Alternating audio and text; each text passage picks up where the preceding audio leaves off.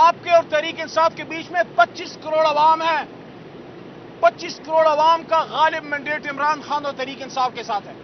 اس لیے آج سے یہاں پہ آج اڈیالہ سے ایک ہی میسج ہے. اگر ملک میں سٹیبلٹی چاہتے ہو، امن چاہتے ہو، اگر چاہتے ہو کہ ملک میں استحکام آئے، باہر سے فورن انویسٹمنٹ آئے، پاکستان کی انڈسٹری مضبوط ہو، لا اینڈ آرڈر مضبوط ہو، یہاں امن ہو، خوشحالی ہو، روزگار ہو، تو پھر آپ کو سیاسی استحکام لانا پڑے گا. میں 27 جولائی کو پچھلے سال جب پشاور ہائی کورٹ کے حکم سے 7 بار گرفتاری کے بعد رہا ہوا، میں نے پہلی بات یہ کی تھی سال پہلے، اور آج بھی وہ بات اڈیالہ میں اپنے لیڈر سے ملنے کے بعد کہہ رہا ہوں، دوبارہ دہرا رہا ہوں. پاکستان کو سیاسی انتقام کی نہیں، پاکستان کو سیاسی استحکام کی ضرورت ہے.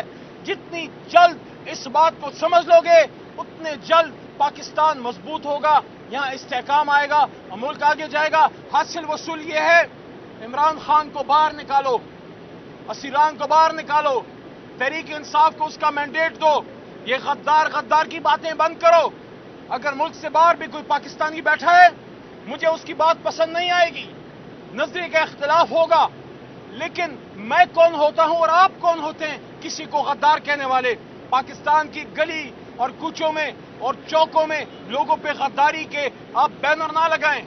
ہو سکتا ہے وہ ہم سے زیادہ محب وطن پاکستانی ہوں، آپ ان کی بات تو سنیے، تو پاکستان واپس آنے کا موقع دیجئے، عدالت کے سامنے پیش ہونے دیجئے. جس شخص نے کوئی جرم نہیں کیا، جب تک عدالت سے کوئی چیز ثابت نہ ہو، دیکھیے بہت بڑی گالی ہے کسی کو غدار کہنا، کسی کو ملک دشمن کہنا. میرے لیڈر عمران خان کو، وزیر اعظم پاکستان کو آپ نے غدار کہا، آپ نے ملک دشمن کہا، اس پہ سائفر کا غلط کیس چلایا، 300 دنوں سے جیل میں رکھا، آج وہ باعزت بری ہو گیا ہے سائفر کیس سے. مجھے یہ بتائیں، جس نے غدار کہا، جس نے ملک دشمن کہا، اس سے کوئی پوچھنے والا ہے؟ آج اگر سپریم کورٹ نے فیصلہ تحریک انصاف کے حق میں کر دیا ہے ریزرو سیٹس کا، الیکشن کمیشن کو سپریم کورٹ کے فیصلے پہ عمل کرنا چاہیے، خواتین کو ان کی سیٹیں دینی چاہیے اور تحریک انصاف کو ان کا مینڈیٹ واپس ملنا چاہیے.